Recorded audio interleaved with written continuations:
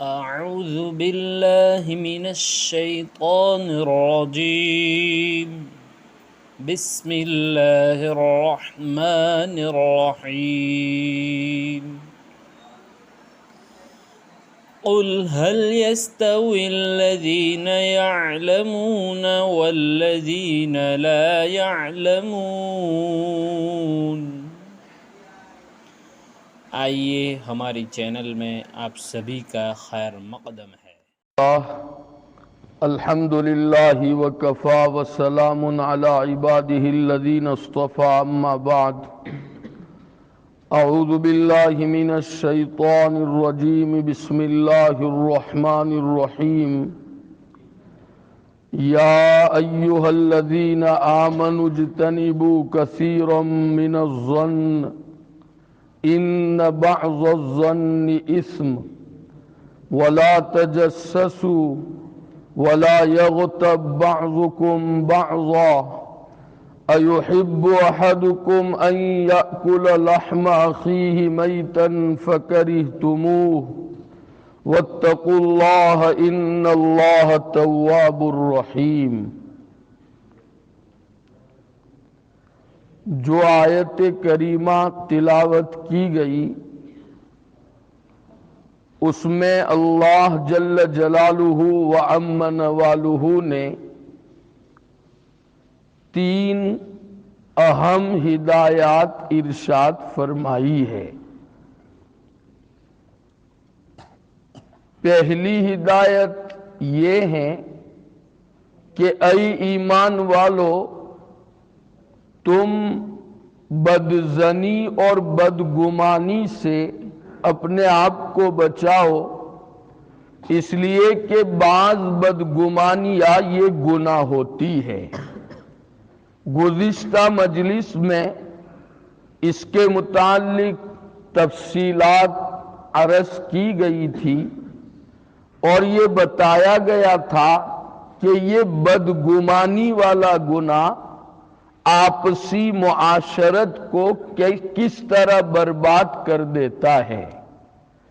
دوسری جو ہدایت ہے وہ یہ ہے وَلَا تَجَسَّسُوا، تم کسی کے عیب اور اس کے راز کو معلوم کرنے کی ٹوہ میں نہ لگو۔ بعض مرتبہ ایسا ہوتا ہے کہ ایک آدمی دوسرے کا عیب معلوم کرنے کے لیے اس کی ٹوہ میں لگتا ہے۔ خیال یہ ہوتا ہے کہ اس کا فلاں عیب ہمارے سامنے کھل جائے اور مجھے اس کے اس عیب کا پتہ چل جائے، یا یہ خیال ہوتا ہے کہ فلاں آدمی کا راز مجھے معلوم ہو جائے، اس لیے آدمی خفیہ طور پر چپکے سے دوسرے کی بات سنتا ہے، چوری چھپے اس کو دیکھتا ہے تاکہ اس کا عیب اور اس کا راز مجھے معلوم ہو جائے۔ اس کو عربی زبان میں تجسس کہا جاتا ہے۔ اللہ رب العزت نے آپسی معاشرت اور رہن سہن کو حسین اور خوبصورت بنانے کے لیے تجسس سے منع فرمایا ہے۔ ایک دوسرا لفظ آتا ہے تحسس، دونوں کا مطلب ایک ہی ہے، فرق صرف اتنا ہے کہ تحسس کہا جاتا ہے دور رہتے ہوئے کسی کے عیب اور راز کو معلوم کرنے کی کوشش کرنا، اور تجسس کہا جاتا ہے قریب رہ کر، پاس رہ کر کسی کے عیب اور اس کے خفیہ راز کو جسے وہ چھپانا چاہتا ہے معلوم کرنے کی کوشش کرنا، اس کو تجسس کہتے ہیں۔ قرآن مجید میں اللہ تعالیٰ نے فرمایا ہے حضرت یوسف علیہ السلام اور ان کے بھائی کے پاس حضرت یعقوب علیہ السلام نے اپنے لڑکوں کو بھیجا اور فرمایا اذهبوا فتحسسوا من یوسف وأخیہ ولا تیأسوا من روح اللہ۔ ظاہر سی بات ہے بادشاہ کے پاس اور قریب جا کر تو ٹوہ لگا نہیں سکتے ہیں، دور ہی سے معلوم کرنا پڑے گا، اس لیے تحسس کا لفظ یہاں استعمال کیا گیا ہے۔ یہاں ایک بات کی وضاحت کر دے کہ بعض مرتبہ انسان کے اوپر شریعت کی طرف سے کوئی ذمہ داری عائد ہوتی ہے، اس لیے وہ کسی کے عیب کی ٹوہ میں لگتا ہے، خفیہ راز کو معلوم کرنے کی کوشش کرتا ہے اس ذمہ داری کی وجہ سے، تو اس کی تو اجازت ہے۔ مثلا ایک باپ ہے، اس کی ذمہ داری ہے کہ وہ اپنے بیٹوں کی خیر خبر رکھے کہ بیٹے کیا کرتے ہیں، اس لیے باپ اپنے بیٹوں کی خفیہ طور پر عیوب اور ان کا راز اگر معلوم کرنا چاہے تاکہ ان میں کوئی بگاڑ پیدا نہ ہو، وہ دین متین سے منحرف نہ ہو جائے، تو اس کی تو اجازت ہے، بلکہ یہ تو باپ کا فرض منصبی ہے۔ آج ہمارے یہاں اللہ تعالیٰ معاف فرمائے جن کی ذمہ داری ہمارے سر پر ہے، ہم اس کی تو خبر نہیں لیتے، کبھی معلوم نہیں کرتے میرا بیٹا کہاں جاتا ہے، کس کے ساتھ رہتا ہے، موبائل کس طرح استعمال کرتا ہے، نماز پڑھتا ہے یا نہیں پڑھتا، کون کون سے گناہ کرتا ہے، خفیہ طور پر آدمی اس کو تو معلوم کرتا نہیں ہے، بلکہ اللہ معاف فرمائے بیٹے کا کوئی گناہ کھل بھی جاتا ہے تب بھی تعویل کرتا ہے اور اس کے اوپر پردہ ڈالنے کی کوشش کرتا ہے، حالانکہ یہ اس کی ذمہ داری ہے، اس کا فرض منصبی ہے، اس سے تو وہ کوتاہی کرتا ہے اور فوراً کو چھوڑنے کا تارک بنتا ہے، اور جس کے خفیہ عیوب اور خفیہ راز معلوم کرنے سے منع کیا گیا ہے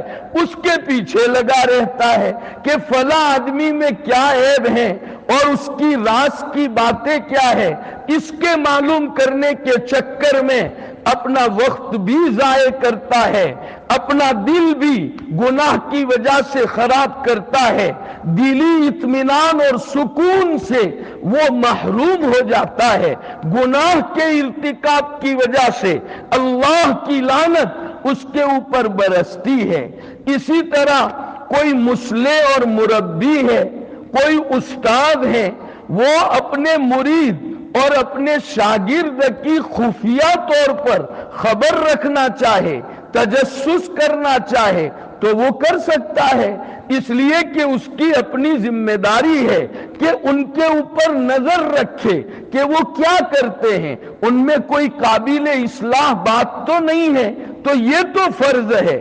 اسی طرح کوئی حاکم ہے وقت کا، وہ اپنی رعایا کو صالح رکھنے کے لیے اور رعایا میں کوئی ایسی خرابی پیدا نہ ہو جو سارے معاشرے کو لے ڈوبے، اگر اس کی خبر رکھنے کے لیے وہ تجسس کرتا ہے، خفیہ طور پر ان پر نظر رکھتا ہے، ان کے راز معلوم کرتا ہے، تو اس میں بھی کوئی حرج نہیں ہے، اس لیے کہ یہ حاکم کی اپنی ذمہ داری ہے۔ ایک واقعہ کتابوں میں لکھا ہے، امیر المؤمنین فاروق اعظم رضی اللہ عنہ و ارضاہ بہت بڑے حاکم اور بادشاہ تھے، آدھی دنیا سے زیادہ پر ان کی حکومت تھی۔ ان کے متعلق لکھا ہے کہ وہ رات کو جب سب لوگ اپنے اپنے گھروں میں چلے جاتے تھے تو مدینہ زادہ اللہ شرفاً و کرما کی گلیوں میں آپ چکر لگاتے تھے تاکہ رعایا کے حالات خفیہ طور پر معلوم کرے کہ معاشرے میں کوئی ایسے گناہ تو نہیں ہو رہے ہیں جس سے معاشرے کو بڑا نقصان ہو سکتا ہے، اس لیے رات کو خفیہ طور پر لوگوں کے حالات جاننے کے لیے، عیوب جاننے کے لیے چکر لگاتے تھے مدینے کی گلیوں میں۔ ایک دفعہ نکلے چکر لگانے کے لیے، ایک گھر کے پاس سے فاروق اعظم رضی اللہ تعالی عنہ کا گزر ہوا تو انہوں نے دیکھا کہ گھر کے اندر سے کوئی شور کی آواز ہے، معلوم ہوتا ہے ناچ گانا اندر میں چل رہا ہے، شراب پی جا رہی ہے، ایسا محسوس ہوا تو بغیر اجازت کے دیوار پھاند کر اس آدمی کے گھر میں داخل ہو گئے۔ دیکھا کہ واقعی یہاں تو شراب نوشی چل رہی ہے، رنڈیاں ناچ رہی ہے، گا رہی ہے، اور یہ سب سارے خرافات یہاں ہو رہے ہیں۔ فاروق اعظم نے غصے میں فرمایا کیا کر رہے ہو؟ تو ان شراب پینے والوں میں اور گانے والوں میں ایک ہوشیار آدمی تھا، پکڑ سے بچنے کے لیے فوراً اس نے کہا کہ اے امیر المؤمنین، ہم نے اگر 1-2 گناہ کیے ہیں تو آپ نے بھی تو 3 گناہ کیے ہیں، آپ ہماری پکڑ کیسے کر سکتے ہیں؟ ایک گناہ تو آپ نے یہ کیا کہ خفیہ طور پر آپ نے ہمارے حالات کو معلوم کیا، اس کو تو تجسس کہتے ہیں، اور شریعت مطہرہ میں یہ حرام ہے۔ اللہ نے فرمایا وَلَا تَجَسَّسُوا، ایک گناہ تم نے یہ کیا۔ دوسرا گناہ تم نے یہ کیا کہ سلام اور اجازت کے بغیر تم گھر کے اندر میں داخل ہو گئے، حالانکہ شریعت کا واضح حکم ہے یا ایھا الذین آمنوا لا تدخلوا بیوتا غیر بیوتکم حتی تستأنسوا وتسلموا علی اہلہا۔ اس پر مجھے ایک اہم بات یاد آئی، پہلے مختصراً اس کو عرض کروں پھر اس مضمون کو آگے بڑھاتے ہیں۔ وہ بات یہ ہے کہ دیکھیے قرآن مجید یہ اصول بیان کرنے کے لیے ہیں، کلیات بیان کرنے کے لیے ہیں۔ قرآن مجید میں اللہ نے نماز کا حکم تو دیا، نماز کی تفصیلات نہیں ارشاد فرمائی، حج کا حکم دیا، اس کی تفصیلات ارشاد نہیں فرمائی، اس لیے کہ قرآن تو اصول اور کلیات کو بیان کرنے کے لیے ہے۔ لیکن عجیب بات ہے، معاشرت کی لائن کے سارے مسائل بہت باریک انداز میں قرآن مجید نے کھول کھول کر بیان فرمائے کہ کسی کے گھر جانا ہو تو کب جاؤ، کیسے جاؤ، پھر کسی کے گھر میں بغیر اجازت کے نظر مت کرو، اور کھول کھول کر معاشرت کے سارے مسائل بیان کیے۔ میں تفصیل میں جاؤں گا، شاید یہ مضمون لمبا ہوگا، مجھے یہ سمجھانا ہے کہ آخر ایسا کیوں شریعت نے معاشرت کے مسائل کو اور معاملات کے مسائل کو اس طرح کھول کھول کر کیوں بیان کیا؟ یہ ایک سوال ہے، اس کا جواب سمجھیے۔ اس لیے کہ اللہ یہ چاہتے ہیں کہ مسلمانوں کی جو اپنی تہذیب اور ان کی اپنی جو شناخت اور ان کی اپنی جو پہچان ہے وہ باقی رہے، یعنی مسلمان بازار میں بھی پہچانا جائے اپنے عمل سے کہ یہ مسلمان ہیں، مسلمان کسی کا مہمان بنے تو اس کے طرز سے ہی معلوم ہو جائے کہ یہ مسلمان ہیں، مسلمان اگر کسی سے ملاقات کرے تو اس کی ملاقات کا انداز ہی بتا دے کہ یہ مسلمان ہے۔ اصل میں آپسی معاشرت میں اور معاملات و اخلاق میں شریعت نے یہ تفصیلات اس لیے بتائی ہے تاکہ مسلمانوں کی شناخت باقی رہے۔ آج امت مسلمہ کے پیچھے اعدائے اسلام لگے ہوئے ہیں، وہ ہماری شناخت مٹانا چاہتے ہیں، اور اللہ معاف فرمائے وہ تو ہماری شناخت کیا مٹاتے، مسلمانوں ہم نے ہی اپنی شناخت مٹا دی ہے۔ آپسی معاشرت کے جو اصول ہیں ہم معلوم کرنے کی کوشش ہی نہیں کرتے۔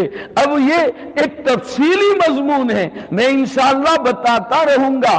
آج مسلمان الحمدللہ نماز پڑھ لیتا ہے، پڑھنی چاہیے اور ضروری ہے کہ پڑھے، بغیر نماز کے کچھ نہیں، لیکن مسلمان کو معاشرتی لائن کے جو مسائل ہیں پتہ ہی نہیں ہے کہ ہمیں اپنا مسلمان ہونا کس طرح ظاہر اور ثابت کرنا ہے۔ تو ہمارا دشمن ہم پر کامیاب ہو اس سے پہلے ہی ہم نے تو اس کو جتا دیا ہے، ہم ہار گئے ہیں۔ مسلمانوں، اپنی تہذیب اور اپنی شناخت کو باقی رکھو، اگر یہ باقی نہ رہی تو ہم نام کے تو ضرور مسلمان ہوں گے، لیکن ہم دل کے اور جسم کے مسلمان کبھی نہیں ہو سکتے ہیں۔ حاصل کرو معاشرت کی لائن کی ہدایات کیا ہے۔ گھر میں سے نکل کر بازار میں جاتے ہیں، کیا کرنا ہے بازار میں تفصیلات بیان فرمائی ہے، سمجھنے کی ضرورت ہے۔ کوئی ملاقاتی ہے، اس کے ساتھ کیا سلوک کرنا ہے، اجنبی ہے، پہچان والا ہے، کس طرح پیش آنا ہے، ایک ایک چیز تفصیل سے بیان فرمائی ہے۔ 80% مسلمان اپنی اس شناخت کو کھو بیٹھے ہیں، ہمیں سفر میں اس کا تجربہ ہوتا ہے۔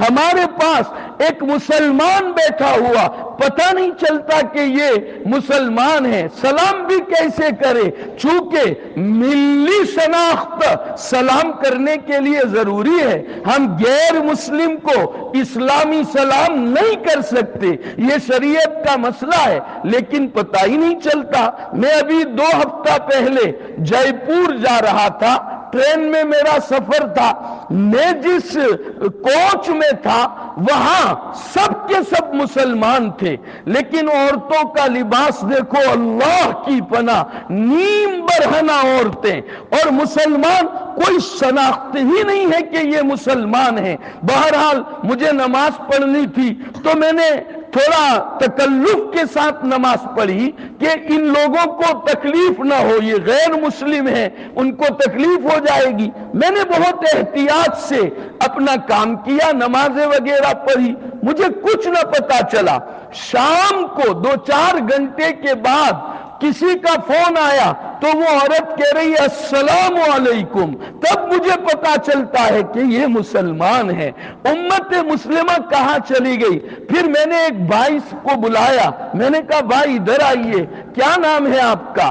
اسلامی نام بتایا۔ میں نے کہا اللہ کے بندے، کم سے کم میں تو مسلمان ہوں، وہ تو تمہیں پتا چلا، میں نے عمامہ پہنا ہے، الحمدللہ اللہ کی توفیق سے میں نے داڑھی رکھی ہے، اسلامی لباس، کم از کم تم تو مجھے سلام کرتے، میں تو تم کو پہچان نہ سکا۔ میں نے کچھ اس کے ساتھ بات چیت کی، اللہ کی توفیق سے میرا دل بہت جلا تھا تو مجھے رونا آ گیا، میری آنکھیں آنسو بہا رہی تھی، چہرے سے کوئی اثر نہیں تھا۔ اس مسلمان نے دیکھ لیا کہ مولانا کا دل جلا ہے، رو رہے ہیں۔ میں نے کہا یہ کیا ہو رہا ہے، یہ امت مسلمہ کہاں جا رہی ہے؟ محمد الرسول اللہ صلی اللہ علیہ وسلم کیا ایسی امت بنا کر اس دنیا سے تشریف لے گئے تھے؟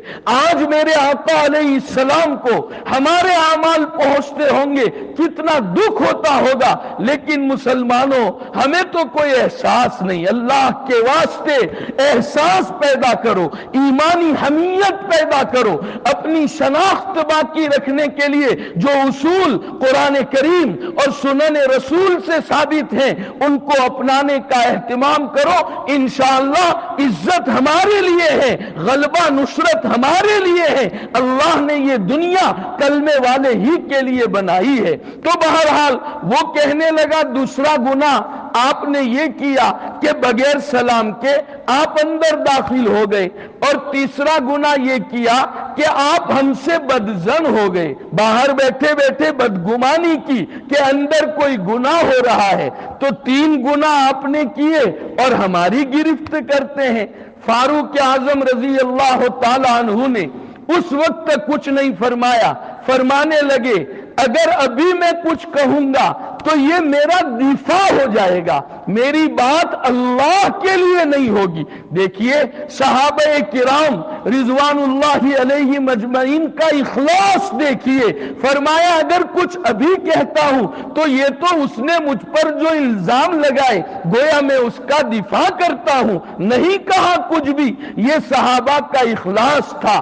ملعون ہے وہ لوگ جو صحابہ کرام رضوان اللہ علیہ مجمعین کو سب و شتم کرتے ہیں، ملعون ہے وہ لوگ۔ دین کا معیار اور اس کی بنیاد ختم کرنے کے لیے انہوں نے کمر کسی ہے، اللہ ہمیشہ کے لیے ان کو ذلیل کرے گا اگر وہ اپنے عمل سے توبہ نہیں کریں گے۔ تو بہرحال فاروق اعظم نے کچھ نہیں فرمایا، صبح اس کو بلایا اور کہا بھائی دیکھو تم نے کہا تھا نا تجسس کیا، بدگمانی کی، یہ تو میرا فریضہ ہے، میں حاکم ہوں، اگر معلوم نہیں کروں گا تو اندر کی خرابیوں کا پتہ مجھے کیسے چلے گا؟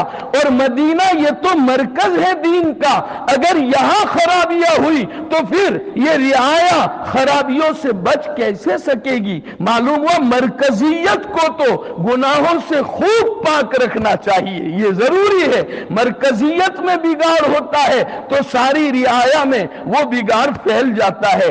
اللہ رب العزت صحیح توفیق دے۔ ہمارا جو مرکز ہے بیت اللہ الحرام، آپ دیکھیے وہاں بگاڑ کی فضائیں شروع ہو گئی ہے، ہر شخص سے جانتا ہے، برا بھلا کہنے کے بجائے اللہ سے دعائیں کرے اللہ حرمین شریفین کی حفاظت فرما۔ کچھ حالات ایسے بنتے ہیں کہ نہیں لگتا کہ حرم محترم بھی معاصی اور گناہوں سے اور اعدائے اسلام کے تسلط اور غلبے سے وہ جگہ بھی محفوظ رہ سکے گی۔ ہم بہت گھبرائے ہوئے ہیں اہل علم جن کو اللہ نے بصیرت سے نوازا ہے، اس لیے خوب دعاؤں کا اہتمام کرے، اے اللہ حرمین شریفین کا تقدس پامال نہ ہو، غیب سے اس کی شکلیں اور صورتیں پیدا فرما۔ تو بہرحال فاروق اعظم نے فرمایا یہ سب میرے گناہ نہیں ہے، یہ تو میرا فریضہ ہے۔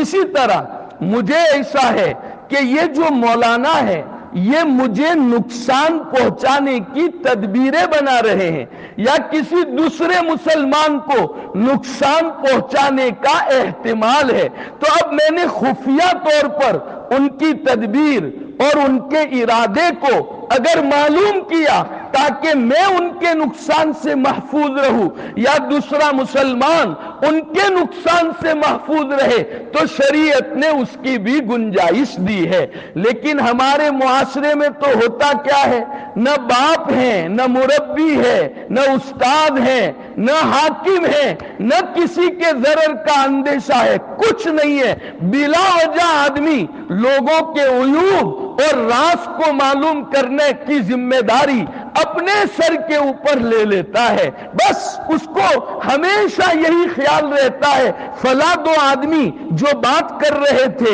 مجھے معلوم ہونی چاہیے۔ کوئی فون پر بات کرتا ہے تو چپکے سے سنتا ہے، کس سے بات کرتا ہے، کیا بات کرتا ہے، کیا پروگرام بنا رہا ہے، کہاں سے پیسے کما لیتا ہے۔ کبھی ایسا ہوتا ہے ہمارے موبائل میں کسی کی لائن مل جاتی ہے، ہمیں فوراً کٹ کرنا چاہیے لیکن ہم سنتے رہتے ہیں کہ کون بات کرتا ہے اور کیا بات کرتا ہے۔ اللہ کے بندو کیا ہاتھ آئے گا، معاشرت کے بگاڑ کے سوا کیا ملے گا؟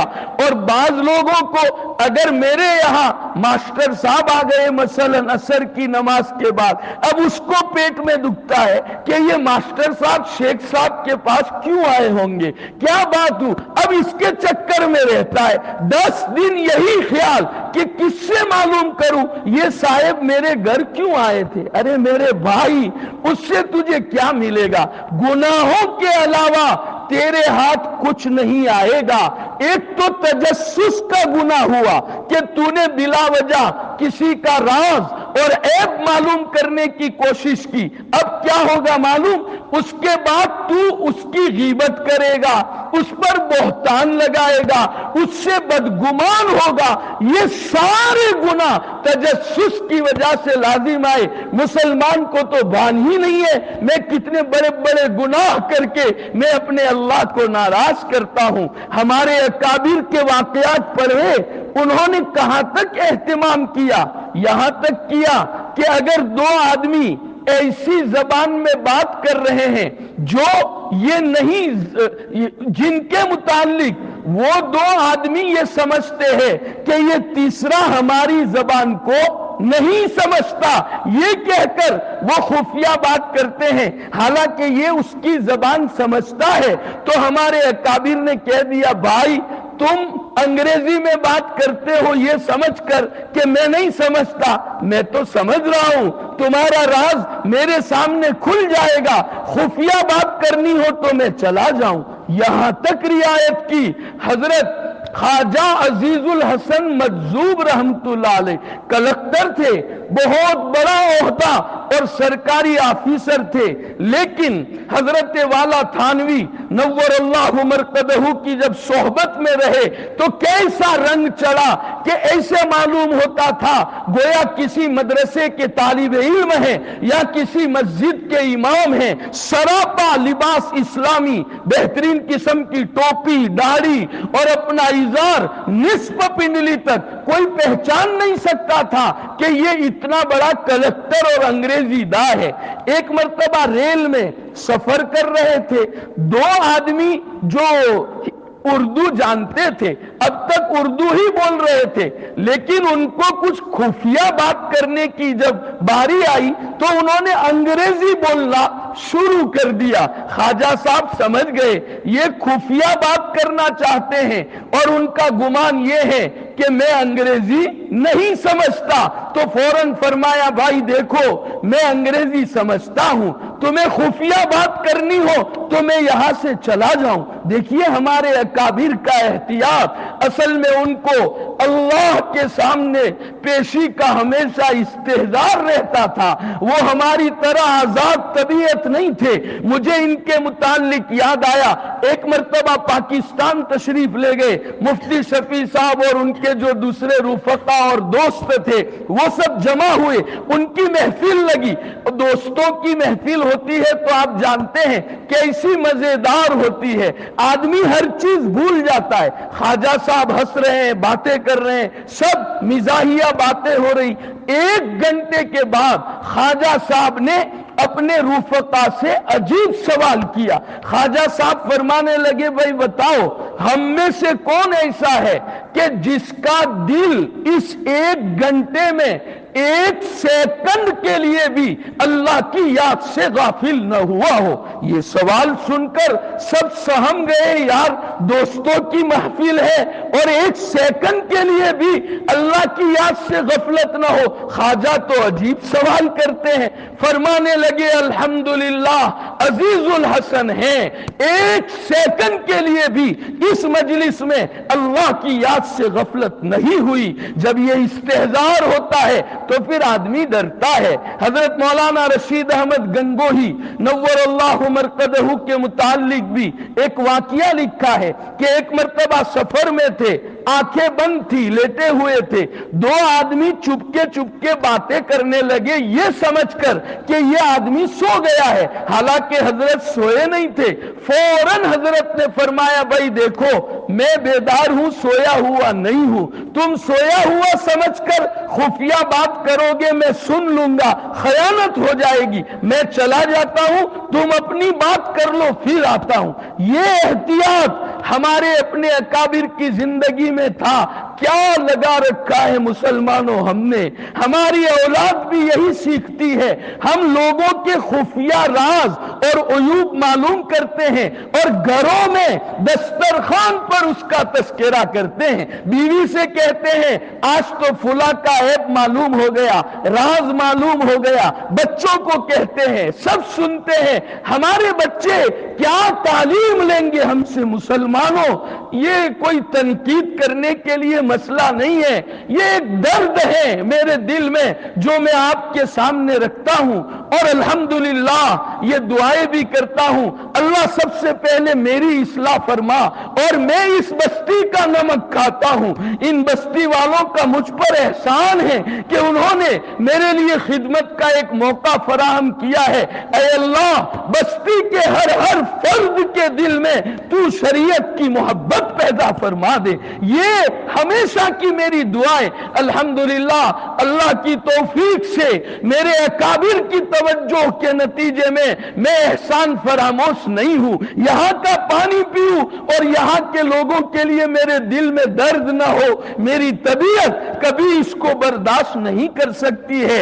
اس لیے مسلمانوں، یہ جو تجسس ہے، ارے دوسرے کی آپ کو کیا فکر ہے، آپ اپنی ہی فکر کر لیجئے، اللہ کے سامنے پیش ہونا ہے۔ مجھ میں کیا کم بگاڑ ہے کہ میں آپ لوگوں کے عیوب اور خفیہ راز معلوم کرنے کے چکر میں لگوں، میرے عیوب مجھ پر کھل جائے تو شاید میرے جیسا گندا اس دنیا میں کوئی نہیں ہوگا۔ مجھے یاد آیا، آخری بات کہہ کر بات ختم کرتا ہوں، مفتی شفیع صاحب نور اللہ مرکزہ وبرد مضجعہ، ہمارے اکابر میں سے بہت بڑی شخصیت گزری ہے۔ ایک آدمی حضرت کے پاس آیا اور آ کر کے کہنے لگا کہ یزید فاسق ہے یا فاسق نہیں ہے؟ دوسرا سوال کیا، یزید جنت میں جائے گا یا جہنم میں جائے گا؟ یہ سوال کیا۔ مفتی صاحب کا جواب سنو، حضرت مفتی صاحب فرمانے لگے، بھائی یزید فاسق تھا یا نہیں تھا، وہ جنت میں یا جہنم میں جائے گا وہ تو وہ جانے، مجھے تو اپنی فکر لگی ہوئی ہے کہ شفیع کہیں فاسق نہ ہو اور کل کو جہنم کا فیصلہ اللہ کی طرف سے نہ ہو جائے۔ میں تو اس فکر میں لگا ہوا ہوں، یزید کا معاملہ اس کے اللہ کے ساتھ ہے۔ تلک امت قد خلت لہا ما کسبت ولکم ما کسبتم ولا تسألون عما كانوا يعملون۔ ہمیں تو اپنے متعلق پوچھا جائے گا، اپنے بال بچوں کے متعلق پوچھا جائے گا، تو ہم دوسروں کی فکر کرنے کے بجائے اپنی فکر کرنے والے بنے، اپنے عیوب کی اصلاح کرنے والے بنے۔ اللہ نے جو وقت دیا ہے وہ ان گناہوں میں برباد نہ کرے۔ یہ وقت کی عظیم ناقدری ہے کہ آدمی اپنی صلاحیت اور اپنے اوقات اس طرح کے تجسس میں، خفیہ دوسروں کے راز معلوم کرنے میں اپنے اوقات برباد کرتا ہے۔ اللہ رب العزت تجسس والے گناہ سے، دیگر تمام گناہوں سے ہماری حفاظت فرمائے۔ ہر چھوٹے بڑے گناہ کی نفرت اللہ ہمارے دل میں پیدا فرمائے، ہماری اپنی معاشرت کو حسین بنائے، اور اللہ سارے علاقے اور ہندوستان کے لیے اس ٹنکاریا گاؤں کو نمونہ عمل بنائے۔ اللہ سے ہم یہ دعا کرتے ہیں، وآخر دعوانا ان الحمدللہ رب العالمین۔ ایک اعلان یہ ہے کہ آئندہ کل فروری کا پہلا اتوار ہے، دوپہر 3 بجے ہماری ماں بہنوں کے لیے نیچے اسی مسجد کے جو پروگرام ہر پہلے اتوار کو ہوتا ہے، آئندہ کل بھی انشاءاللہ ہوگا۔ میں آپ حضرات سے بہت مؤدبانہ درخواست کرتا ہوں کہ مستورات کو وہاں اہتمام سے بھیجنے کی کوشش کرے، اور اڑوس پڑوس میں بھی اس کی دعوت چلائے، نوجوان بہنیں آئے، مائیں آئے۔ دیکھو، جب تک عورتوں میں دین کی عظمت نہیں آئے گی، ہمارے لیے دین پر چلنا اتنا آسان نہیں ہوگا، یہ دیکھا گیا۔ بلکہ بعض مرتبہ آدمی خود دیندار ہوتا ہے، گھر کی مستورات میں دین نہیں ہوتا، تو اس کے لیے دین پر چلنا مشکل ہو جاتا ہے، اور ان کی وجہ سے وہ گناہوں کا شکار ہوتا ہے۔ تو ان میں دین کی عظمت آئے، یہ ضروری ہے۔ اسی لیے مجلس العلماء ٹنکاریا نے یہ نظام بنایا ہے۔ آپ حضرات سے گزارش ہے، زیادہ سے زیادہ ماں بہنوں کو اس پروگرام میں جمع کرنے کی فکر کرے۔ اللہ رب العزت توفیق عطا فرمائے۔ اور ہمارے یہاں دعوت و تبلیغ کی نسبت پر جو گشت ہوتا ہے، ایک مرتبہ ماسٹر صاحب بڑے درد سے مجھ سے فرمانے لگے کہ شیخ صاحب آپ دعا کر دیجئے کہ لوگ جڑے، جو لوگ جڑتے ہیں وہی جڑتے ہیں، دوسرے تو آتے ہی نہیں ہیں کبھی۔ واقعتاً مجھے یہ لگا کہ ایسے اللہ کے بندے ہماری کیسی فکر کرتے ہیں۔ لہذا گشت کے دن میں تعلیم میں اپنے آپ کو جوڑے۔ ہمارا وقت دین کے لیے نہیں لگے گا تو کس، ظاہر بات ہے وہ گناہوں پر لگ جائے گا، ساری صلاحیتیں اللہ کی نامرضیات میں لگ جائے گی جو ہمارے لیے دنیا اور آخرت میں وبال بنے گی۔ اس لیے جتنی دینی نسبت پر جو کام ہوتے ہیں سب کام میں اپنا حصہ لگائے، چاہے تھوڑا کیوں نہ ہو لیکن شریک ہو، انشاءاللہ اس کی بڑی برکات ہوگی۔ اس کے نتیجے میں اللہ خاتمہ بالخیر کی دولت عطا کریں گے۔ دین کی مجلسیں کوئی معمولی نہیں ہوتی، وہ بڑی مبارک ہوتی ہے۔ اللہ ہمیں توفیق عطا فرمائے۔ درود شریف پڑھ لیجئے۔ اللہم لک الحمد کلہ ولک الشکر کلہ وإلیک یرجع الامر کلہ، اللہم لا نحصی ثناء علیک انت کما اثنیت علی نفسک، اللہم صل وسلم وبارک علی سیدنا محمد وعلی محبیہ بعدد فضائل لا الہ الا اللہ یا ارحم الراحمین ویا اکرم الاکرمین ویا ذی الجلال والاکرام ویا راحم المساکین۔ پیارے اللہ، ہم آپ کے بہت گنہگار، خطاکار، سیاہکار بندے ہیں، ہر چھوٹے بڑے گناہ کے مرتکب ہیں، بڑی ندامت کے ساتھ آپ کے دربار عالی میں مغفرت و رحمت کی بھیک مانگنے کے لیے آئے ہیں۔ اے اللہ، اپنے فضل سے معاف فرما دیجئے، ہم پر رحم فرما دیجئے، خصوصی فضل سے نواز دیجئے، پوری امت مسلمہ کی مغفرت فرما دیجئے۔ اے اللہ، گناہوں سے پیچھا چھڑا دیجئے، ہر چھوٹے بڑے گناہ کی نفرت ہمارے اپنے دل میں پیدا فرما دیجئے۔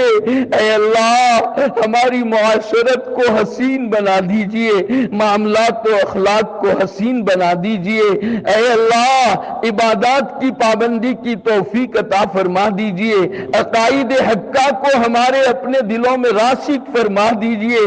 اے اللہ، ہر قسم کے زیغ و زلال سے ہماری اور ہماری نسلوں کی پوری حفاظت فرما دیجئے۔ اے اللہ، بڑے فتنوں کا دور ہے، بہت ڈر لگتا رہتا ہے کہ کہیں راہ حق سے پھسل نہ جائے۔ اے اللہ، مدد فرما دیجئے، ہاتھ پکڑ کر آپ کی مرضیات پر ڈال دیجئے۔ اے اللہ، ناتدری سے بچا لیجئے، ایمان اور علم اور جتنی بھی ظاہری باطنی آپ نے نعمتیں عطا فرمائی ہے اس کی قدردانی کی توفیق اپنے فضل سے عطا فرما دیجئے۔ اے اللہ، ہمارے اکابر میں سے جو بیمار ہیں ان کو شفاء کامل عاجل مستمر نصیب فرما دیجئے۔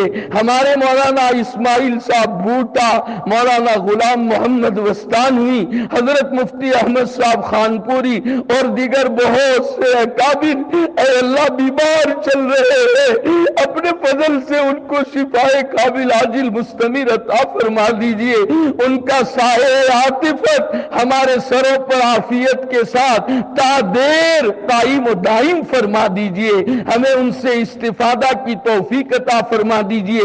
ہمارے گاؤں کے جو اکابر ہیں، دین کی فکریں کرنے والے ہیں، سب کی عمروں میں عافیت کے ساتھ برکت مقدر فرما دیجئے۔ اے اللہ، ہماری اس بستی پر خصوصی رحمت نازل فرما دیجئے۔ اے اللہ، اس بستی کو ایمان کے نور سے منور فرما دیجئے۔ بدعات و رسومات، خرافات، معاصی کا سلسلہ اس بستی سے ختم فرما دیجئے۔ اے اللہ، بستی کے ہر فرد کو عقائد حقہ کی دولت سے مالا مال فرما دیجئے، ہدایت کی ہوائیں چلا دیجئے، دین کی عظمت ہر فرد کے دل میں پیدا فرما دیجئے۔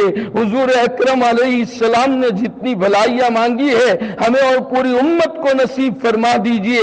جن شرور سے پناہ چاہی ہے ہماری اور پوری امت کی پوری حفاظت فرما دیجئے۔ وصلی اللہ تعالی علی خیر خلقہ محمد وآلہ وصحبہ اجمعین۔ سبحان ربک رب العزت عما یصفون وسلام علی المرسلین والحمد للہ رب العالمین برحمتک یا ارحم الراحمین آمین بحرمت سید المرسلین صلی اللہ علیہ وسلم۔